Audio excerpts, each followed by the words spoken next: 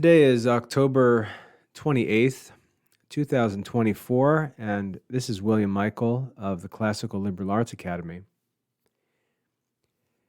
Today I noticed that a group of Catholics that are actually Sedevacantist, that is, Catholics who believe that there is no Pope right now, identify themselves as being lovers of Thomistic learning. And I thought that this was pretty interesting. And as I was reading this group of Catholics, or I don't really know what they are, but as I was reading some of the things that these folks say about themselves, it reminded me of a similar experience that I had back around 2007, because I was in daily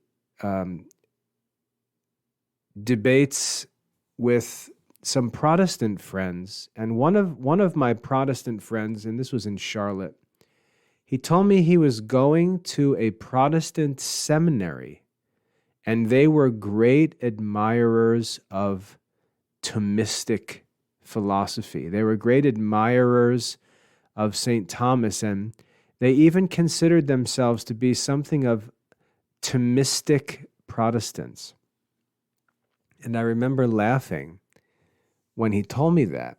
And I was reminded of that. I'd totally forgotten about that, but I was reminded of that today as I looked at this group of Catholics who deny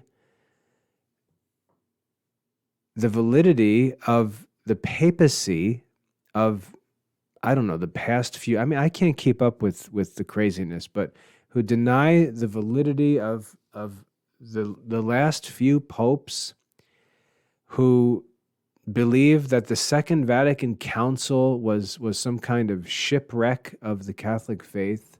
And they sit there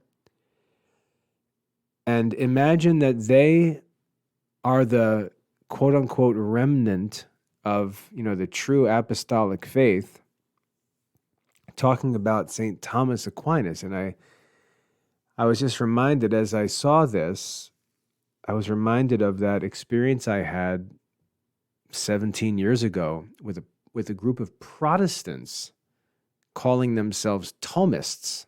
And I think these things are really funny.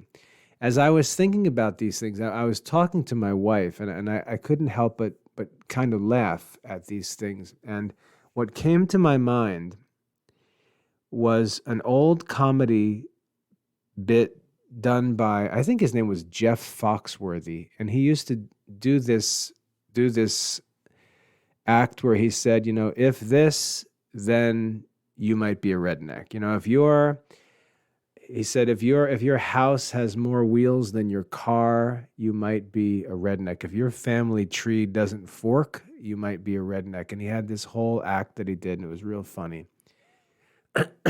Worth looking up, because that bit that he did was very funny. But anyway, that's what came to mind as I was thinking about this today. I was thinking, this reminds me of that Jeff Foxworthy bit, because it's just so ridiculous. And what came to my head, this like silly, ridiculous thought was, if you don't think the Pope is Catholic, you might be a heretic. And as soon as I started to think about that, all these other things started to come to my head. If you don't go to the church that Thomas Aquinas belonged to, but imagine that you're a Thomist, you might be a heretic. If you don't receive communion, for which Thomas Aquinas wrote devotional hymns, you might be a heretic. And you can just go on, and I think we could probably entertain ourselves coming up with more lines. If this is true of you, then you might be a heretic. Because it's really, I know that someone is going to say, well, you're not being charitable. And I don't agree. because I am charitable in the sense that I am willing to talk. I respect the fact that many are in error through either no fault of their own or through only partial fault of their own. And I feel sorry for them because I and most of us have been in those situations at some point. So I pity them, and I respect the reality of the journey that God leads us through. So I don't judge them in any kind of way. I don't think of myself as superior, as if I didn't do all of the same foolish things at some point. But I think that these contradictions we get ourselves into are comical. I'm not laughing at any individual souls. I'm laughing at the foolishness of man. I'm laughing at our religious foolishness. And this is what comedy really is. Comedy is laughing at the deserved humiliation of the fool. That's what comedy is. Tragedy is mourning for the undeserved suffering of the virtuous. At least with classical definitions of comedy and tragedy, which you can find back in Aristotle's Poetics. But when I think about the contradictions we get ourselves into, it can only be comical. We can only laugh at it. And I think it's healthy for us to laugh at it. I think it's healthy for us to see how we get ourselves just so wound up in confusion and craziness that we end up doing things that are just comically ridiculous. Comically ridiculous.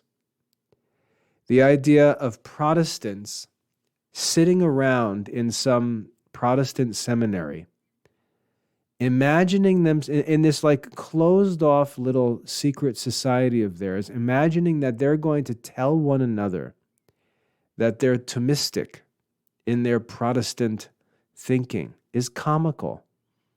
It can only be comical. I don't understand what page of the Summa one can read as a Protestant and say, yep, that's me. I can't imagine what section of the Summa. And I know some will say, oh, well, the Protestants agree. No, they really don't. If you get into it,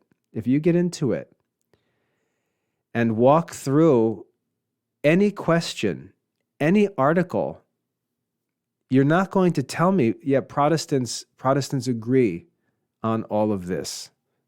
They think just like St. Thomas on this topic. What topic would that be? What topic would that be? We might say, oh, well, they agree on the Trinity. Do they? Do Protestants actually agree with Catholics on the Trinity? I don't know that that's true.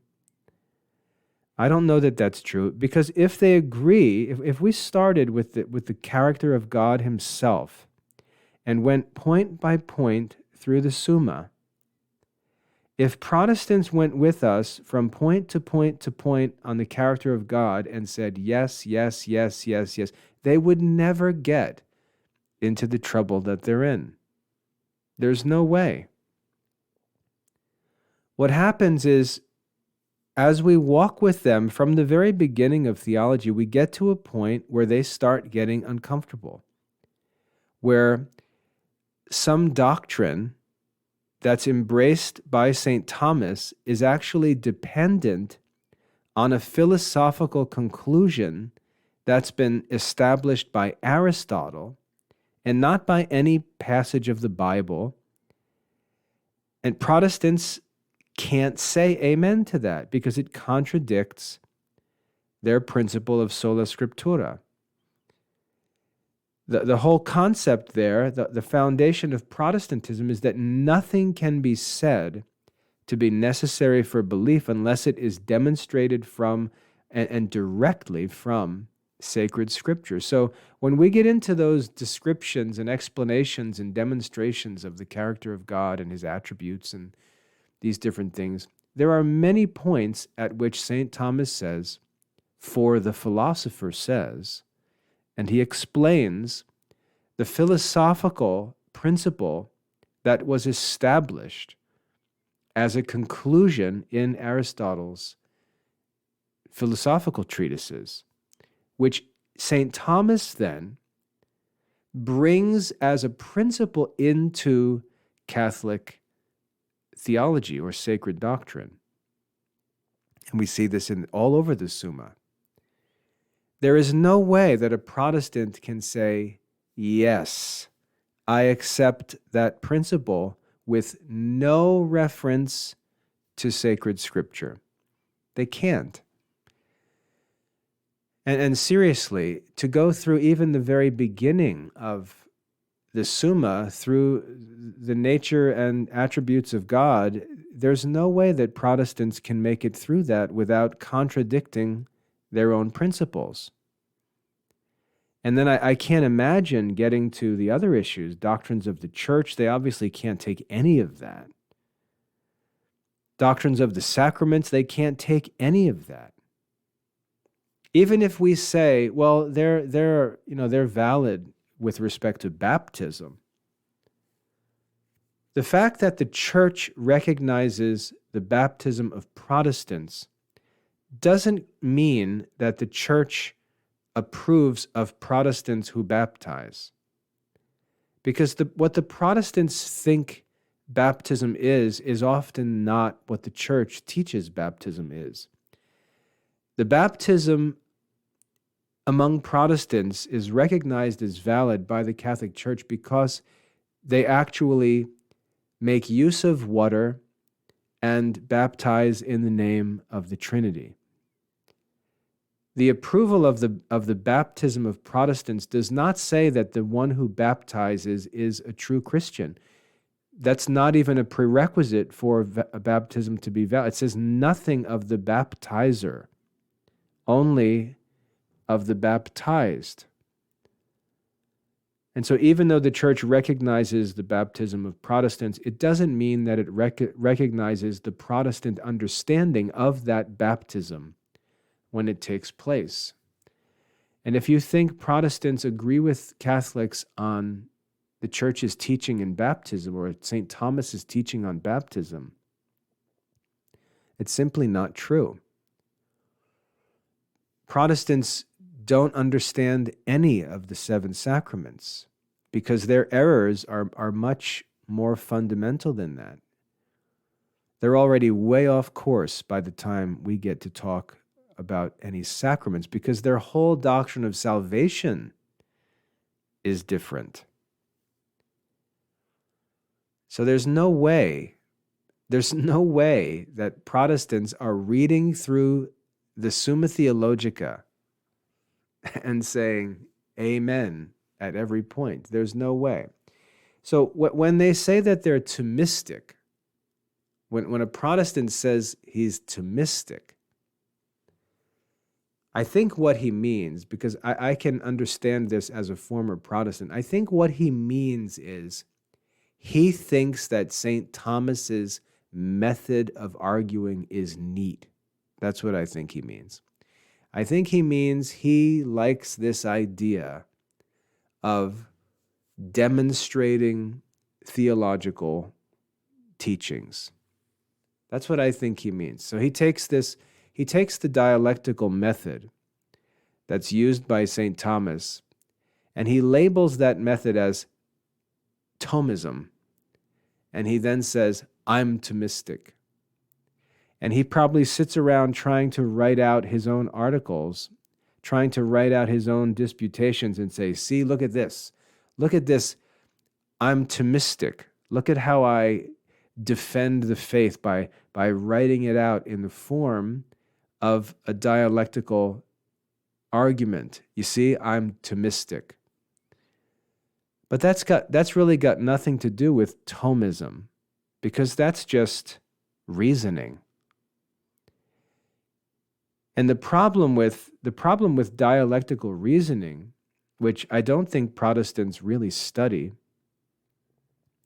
because if you go back to the Protestant Reformation, or I should say Protestant Revolution, one of the things they were revolting against was Aristotelianism. One of the things that they were revolting against was scholastic philosophy. They referred to them disparagingly as the schoolmen, and they always talk about them terribly. But that assumes you're actually reading the writings of the reformers. And many Protestants don't read the writings of the reformers. I don't think they're aware of how crazy the original reformers were, and they don't realize that they may not even believe the things that the reformers taught. And so they've got themselves in this mess because you've got a man who may be a true believer, who's learned of Christianity through Protestantism, and he gets wrapped up in Protestantism. And what happens is, if you're intelligent, and if you're not extraordinarily ugly, and you can speak in public, Protestants start telling you that maybe you're called to the ministry. And you start telling yourself you might be called to the ministry. And so you start thinking about going to seminary, and you go to seminary, and the next thing you know, you're just wrapped up in this web of Protestant culture. And you've never even had a chance yet to learn about Catholicism from its real teachers.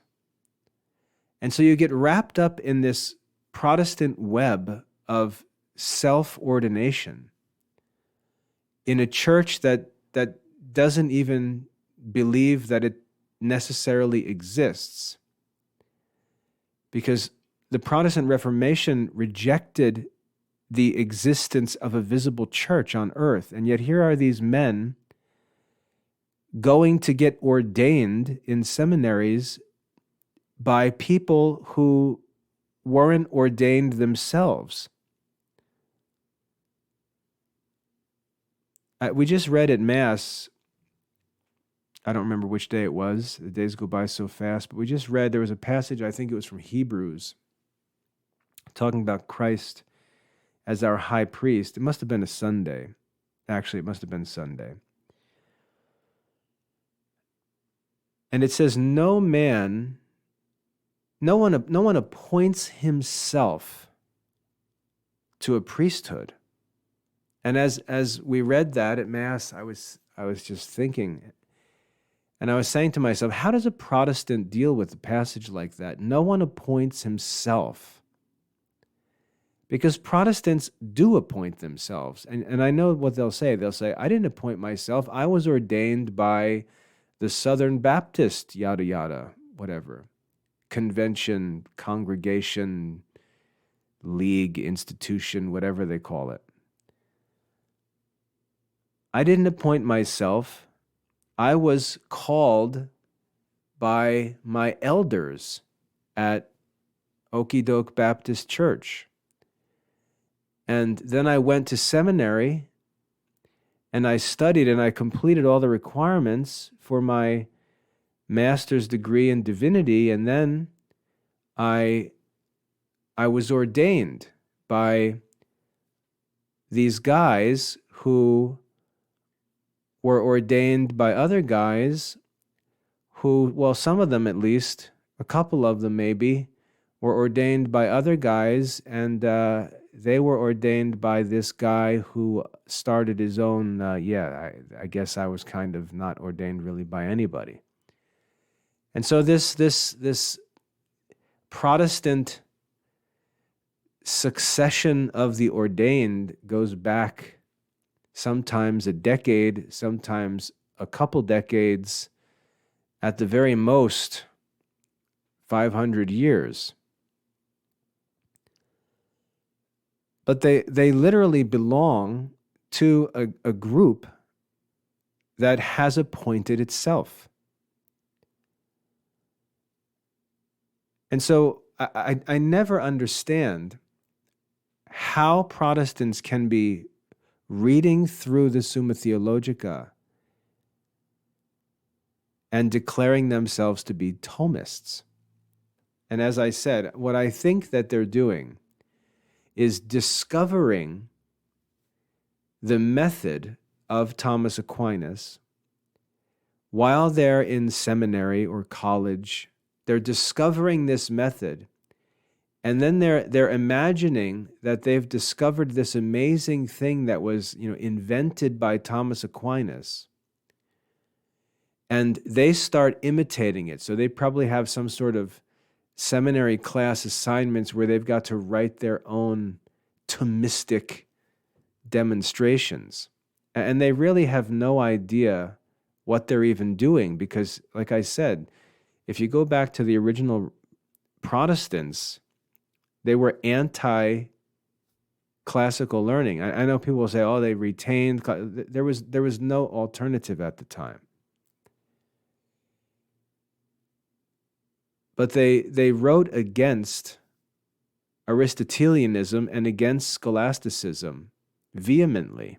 I remember learning this because there's a logic textbook that was written by Isaac Watts. Isaac Watts was an old Protestant. He lived back in the 1700s, wrote a few hymns that were you're probably familiar with, like I Sing the Mighty Power of God. I think that's Isaac Watts. And there's a few other real popular hymns that he wrote. But he wrote a book on logic, a logic textbook.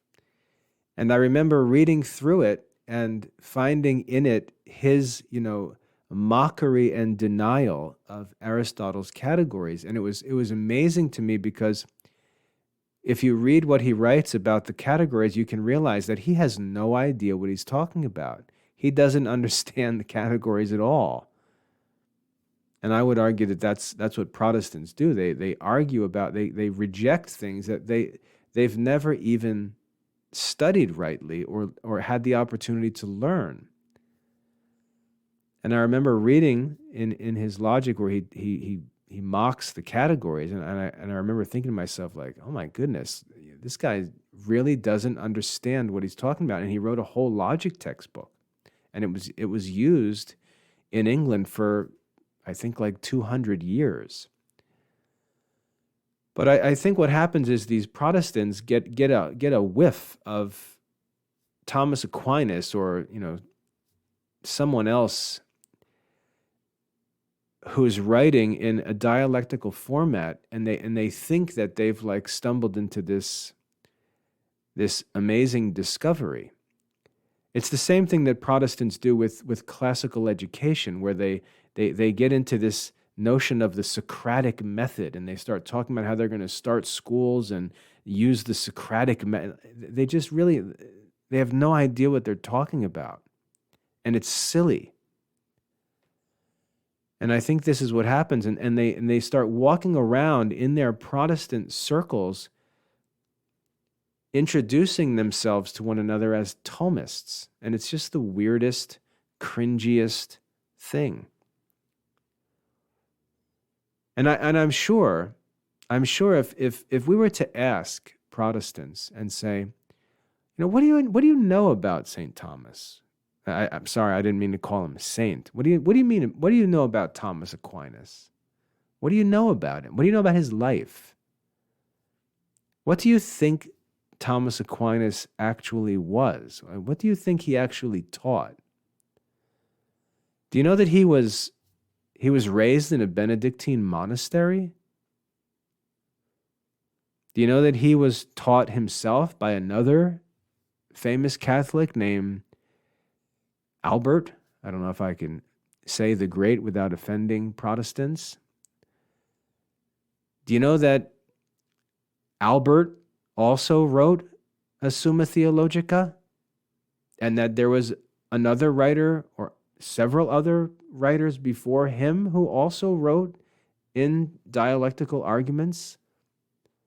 Do you know that there's a whole tradition in Catholic history of philosophical teaching and that it's developmental and coherent and continuous. Why Thomistic? Do you know that St. Thomas was a follower of Aristotelian philosophy and spent his whole career explaining and defending Aristotelianism? Do you know that the early Protestants rejected Aristotelianism? Do you know they rejected Thomas Aquinas's religion? What do you actually know about Thomas Aquinas? Because I can't understand how any Protestant could think to refer to himself as a Thomist, like a follower of Thomas Aquinas. Thomas Aquinas was a Dominican priest in the Catholic Church. He was a Dominican priest. He believed in the 7 sacraments. He adored the Blessed Virgin Mary. He prayed to saints. He adored the Blessed Sacrament, believed in the real presence, was a member of the Catholic Church, was a counselor to popes, is a doctor of the Catholic Church. How can anyone who identifies as a Protestant imagine that he's got something in common with Thomas Aquinas? And like I said, if all you mean by Thomist is that you think that the dialectical method of arguing is cool, that's really got nothing to do with Thomas Aquinas. That's an Aristotelian thing. So you'd be better off calling yourself an Aristotelian, but that would get you into even more trouble, because you've already identified Aristotelianism in Protestant tradition. You've already identified it as vain philosophy, and it has no place in Protestant history. So now you've got yourself in an even deeper mess. You certainly can't be a Thomist. So maybe you can claim to be an Aristotelian, and man, that's a real mess. And what are you doing? So what are you doing with these arguments? St. Paul said, he does not go and preach on the grounds of human reason. And Protestants have torn apart the scholastics through history because they produced lengthy demonstrations of Catholic doctrine, and Protestants dismissed all that and called all of that vain philosophy and the doctrines of men, the wisdom of men. So how can Protestants now turn around and say, oh yeah, we actually think this stuff is cool? Okay, well, now you've got a lot of problems to explain, because Protestantism has made a real mess of intellectual culture, of education. I don't get it. And then on the other hand, we've got these so-called traditional Catholics who form communities of their own, reject the papacy, reject the Second Vatican Council, and walk around calling themselves lovers of Thomistic theology. I'm not sure what Thomistic theology they're talking about. Again, Thomas Aquinas was a Dominican. There are Dominicans alive today. The same order, the same community that Thomas Aquinas was a member of, that he chose to join at great personal cost, by the way, that same community exists today. So what I don't understand is, if one wished to be religious and one wished to be a Thomist, if one actually found himself to be a Thomist, why would he not be moving towards the Dominican order where the Thomists are? Why would he not be moving towards, in his conclusions, why would he not be moving towards the religion and religious community that Thomas Aquinas called his own. If you're moving, again, if you're running in the opposite direction of the Dominicans, you're probably not a Thomist, right? If you don't belong to the church that Thomas Aquinas belonged to, you're probably not a Thomist. If you believe the Virgin Mary is just like any other woman and deserves no recognition or honor, and that those who honor her are heretics, you're probably not a Thomist. If you don't believe that Pope Francis is the Pope, you're probably not a Thomist.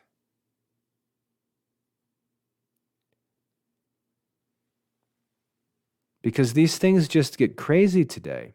And it's cringeworthy and ignorant because, for example, you can go on YouTube and watch videos by the Thomistic Institute. And you can watch Dominican priests, Dominican friars, Dominican scholars who are members of Thomas Aquinas' community continuing to teach the philosophy and theology of Thomas Aquinas as they actually live out the teaching of Thomas Aquinas. So when these groups, when this, this like traditional Catholic Pope rejecting, Vatican Council rejecting group gets together and I guess they pull out copies of Thomas Aquinas, like what do you imagine you're reading? I really can't understand. What do you imagine you're reading? What do you see in the writings of Thomas Aquinas? If you're actually reading him line by line, article by article, book by book, what do you read in there that supports your group? What is it that supports you probably calling Dominicans heretics, even though Thomas Aquinas was a Dominican? So now we're going to get to they've fallen away, right? That's the Protestant argument for the whole church. All right, so if your argument is that the Dominicans, they're all just a bunch of modernists now, I've heard that before. The Dominicans are all modernists. Okay, well, if that's true, if you're ready to go to court and you're ready to make your case and raise your accusations that the Dominicans are now modernists and heretics and they have all fallen away from true Thomism, what will your evidence be? How will you demonstrate the apostasy of the Dominican order? What will your evidence be? I would like to know what that evidence is. And I can say confidently, I know that people who belong to these groups and say these things listen to my talks. I know they do because they tell me they do. So if you believe that the Dominican order is off the rails, you have to believe that at some point in history, there was a moment or an event or a publication where they went off the rails. I would like to know where that was. I would like you to identify what that point was. When and where was that point? And I'd like you to show us the evidence that you came across as you were following Thomas Aquinas faithfully, going through the works of Thomas Aquinas, studying line by line, article by article, question by question, part by part, book by book. You were going along, and then all of a sudden you found the place where the Dominicans rejected and abandoned Thomas Aquinas. I would like you to show me that place. And if you are a lover of Thomas Aquinas and you're interested in religious life and you're interested in the priesthood and you love tradition and you reject Vatican II, the Dominican order was established in 1216, I think. If you can't prove that the Dominican order has in fact run off the rails, why would you not want to be a Dominican? Why would you not want to be a reformer of the Dominican order? Why would you not want to be the savior of Thomas Aquinas' own religious family? Why would you want to go start a new group out in the middle of who knows where you sit in your own little buildings, disconnected from the papacy and magisterium, dressed up as if you're part of the community, bad-mouthing everything in the Catholic Church, claiming that the Catholic Church is just no longer present, really. Why would you not want to reform that church like St. Francis did, like St. Benedict did, like St. Dominic did, like St. Teresa of Avila did? Did any of them separate from the Pope? Did any of them ever leave contradicting and criticizing the Pope and bishops and start their own group? Did any of them ever do that? Are you the first? Are you the first group to ever do that and be true saints? Why did none of the saints separate from the Pope? Why, when there were controversies, did popes come to the defense of saints? And yet you see yourself as one of these saints, and yet you're outside of the community that the saints died in. Why don't you reform the church like the saints? Why don't you submit to the authority the way that Padre Pio did, or John Bosco did, or St. Francis did?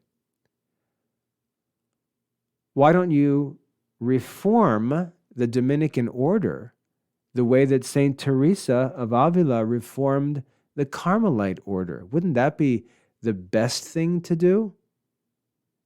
Or is it just hopeless? And if it's so bad, if things are so bad, where did it go wrong?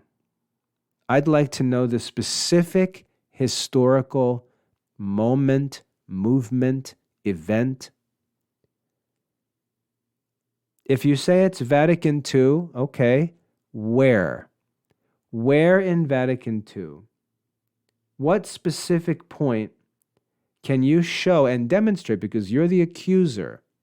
Where can you show that the church was going along, and then all of a sudden they just hung a left? How can you demonstrate that any left was ever taken? I don't think you can. I think you just make an accusation and then you imagine that the church is guilty until it proves itself innocent. Because that's what the Protestants do. They do the same thing.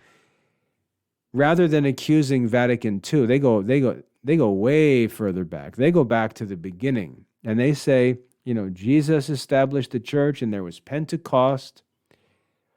And then the apostles were preaching and they were writing the books of the New Testament, and then they died. And then the church hung a left. And everyone fell away from the true faith and got into all of this crazy Nicene Christianity.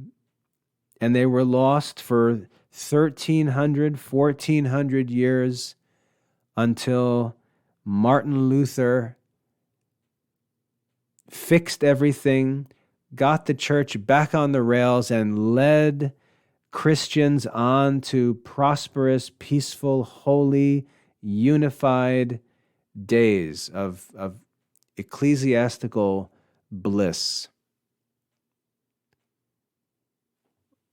If you're a Protestant, where did that falling away specifically, where did you find that point where you started from Christ in your studies and you moved from Christ to the writings of the apostles in your studies, and then you moved from the apostles into the 1st and 2nd centuries and into the 3rd centuries, and then you found that place where everybody just ran off the tracks? Where was that specific point that you came to realize that the church from 300 or so AD until Martin Luther posted his 95 Theses on the door, where did you find that point? What is that point? Because one criticism of Protestants is that they can't identify any such point because there is no such point. And the same is true for these so-called self-appointed traditional Catholics who say the same thing. They say, oh yeah, there was a falling away, and we're the remnant, we're the ones who stayed on the track. Show us where that actual derailing took place, because you never do so. And so now we've got Protestants and these separated Catholics walking around calling themselves Thomists. Whereas Thomas Aquinas died as a faithful member of the Catholic Church. His religious community has continued 700 plus years after his death. Popes in the 19th and 20th centuries celebrated the teachings and life of Thomas Aquinas. Where did the derailing take place? The answer is it never took place. And how can you actually pretend to follow the doctrine of Thomas Aquinas when you know it never departs from the church? It never departs from the magisterium. And for Protestants, it's even worse. How can you claim to be a Thomist when every conclusion he draws contradicts your whole religion? It doesn't make any sense. My suspicion, and I'll label it as such, my suspicion is that you really haven't studied St. Thomas very much. You really haven't started at the beginning and worked your way through. Because if you did, you would find that while you may call yourself a Thomist, St. Thomas would not identify with you. Because what you're doing makes no sense. And I believe that you know it makes no sense. You might not want to admit it because you're wrapped up in this web, as I know men are. You may be wrapped up in this web, and now you've got this really complicated problem, layers and layers of problem that you're going to have to sort your way through and get out of. And so when you think of getting back on the right road, intellectually, if you're honest, you know that you're not where you should be, but you're now wrapped up in chains in these problems, these consequences of false teaching. You've got $50,000 in student loans for your Protestant theology degree, and now you're realizing that Protestantism and the ordination you're about to receive doesn't even make any sense. That's a big problem. That's a real mess. And you may have a wife who loves being a Protestant because she loves the women's fellowship and the Bible study, and you've got yourself in a real mess. And the same is true, I know, because again, my email inbox tells me so. You can be in a Catholic seminary in some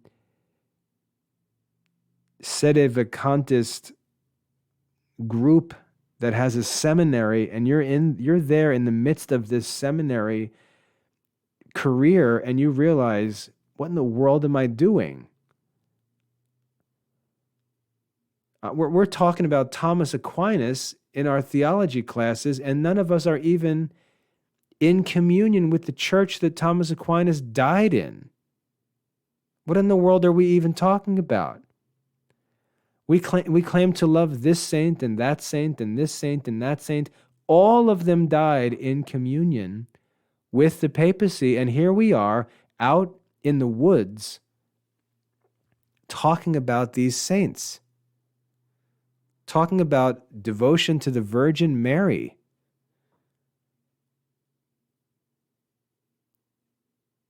You've got yourself in a real mess. And you've got to fix it. That you can't just ignore it. You can't pretend like you're now the apostle to the seminary you're at. You yourself are not where you belong. And so now you've got this problem to fix. And my experience has shown me that these things work out quite well. I had to do it myself. I realized that I needed to convert to Catholicism as I was about to enter an Episcopalian seminary and was teaching in a Protestant private school. And when I dropped the news to the headmaster and to the rector of the school that I was going to convert to Catholicism, you can imagine it's a mess. But I knew I had to fix it. I couldn't go on as I was. I had to fix it. And one verse that I'll share with you that I think you really need to cling to is that Jesus says to us in the Sermon on the Mount, "Seek first the kingdom of God and his righteousness, and all these things will be given to you." You're going to be challenged to trust that the decision to fix your life is worth whatever the costs might be. You can't go on where you are. You can't. It's a mess. And you can't fake it forever. You can't sit there smiling and shaking hands at the seminary or on Sunday and then sit alone at your desk knowing that you're not where you belong. You can't live like that. And so you've got to make the right choice, and you've got to trust. You've got to trust that it's God's will and that you will be blessed for being obedient. You're going to be tested in whether or not you trust that it's worth following God's will, come what may. I've seen men do it. There's a whole TV show dedicated to stories of men who have had to do this. You're not special. It's not like some amazing thing you're doing. There are many, many Protestants who have themselves in the midst of a career as a so-called pastor when they realize they're not pastors. And they can't just go on calling themselves pastors so that they can continue to receive a salary. They've got to actually get themselves into the true church.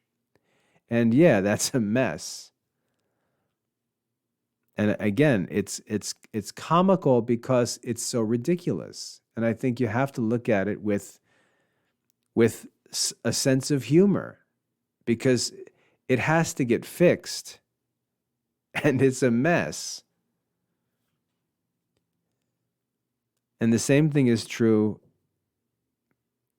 if you're in some Catholic group doing the same thing, but, down another dead-end road, you've got to go back to where you belong. And there's not going to be any flattering way to do it. You've got to do it. I always think about the guy who was on YouTube a few years back, Pope Michael, who convinced himself that he was actually the Pope. You can't go on playing Pope Michael. You can't go on dressing yourself up and acting as if you're doing something that you know is not real. You can't go on talking about the saints when you're trampling or praying the rosary, when you're trampling half of the mysteries that you're supposed to be meditating on.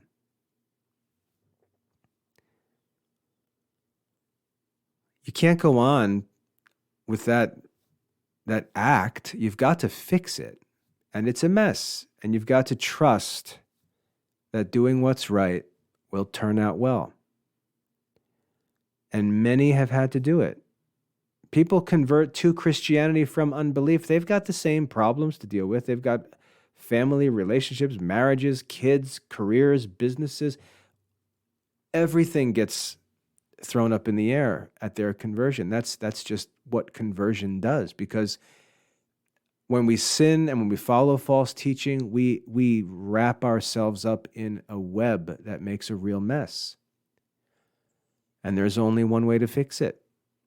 And you've got to fix it. What I tell my wife when we get into these troubles, sometimes I say, look, we're not going to fix everything and move to the right place. What we need to do is just put ourselves in the right place and then fix the mess. You're not going to fix it and make some kind of smooth transition to the right place, lying and faking all along the way. The only way to do it is to get yourself into the right place and then work to deal with the mess, because you need to deal with it, and it's going to be part of your penance. And so you don't need to run away from it or pretend you're not accountable to it. That's part of the penance for following false teaching, and there's merit in it. Go and read the morning offering and realize that mess that you've got to work through can be offered to Christ in reparation for your sin. It's really quite beautiful if you think about it. That mess that you have to deal with is actually the means by which you can make reparation. But you've got to do it. And we've got to stop this craziness of labeling ourselves as Thomists when we're not even in Thomas's church. If we want to be Thomists, how about we say, okay, the first step to become a Thomist is to actually live according to the conclusions demonstrated by the teaching of St. Thomas. I think that would be a good place to start. So we would say, well, St. Thomas Aquinas obviously taught that the Catholic Church was the true church and the Catholic faith was the true faith. He's one of the doctors of that church. So I think step one is to get myself out of my Billy Bob Bible study group in my backyard and get myself into Thomas Aquinas' church. I think that's going to be step one. And once I do that, I'll be in a place where I have access to grace. I can actually call myself a Thomist and make sense. And then with the grace of the church and with the joy and the confidence that I have, knowing that I am where I belong, I can deal with all of this mess that I'm going to have to clean up. That's the right thing to do. So anyway, that was this Thomist business today. Just it caught me because it came to me from a Catholic angle, and it triggered in me this memory of dealing with the same thing in a Protestant setting. And I just realized that for some reason, people who hate popes, who hate the magisterium, who hate the Vatican Council, they have all of these anti-Thomistic beliefs and practices, have an interest to identify with St. Thomas. It's very bizarre, quite comical. And I can say with all confidence and friendliness, if you're not in the Catholic Church, you're probably not a Thomist.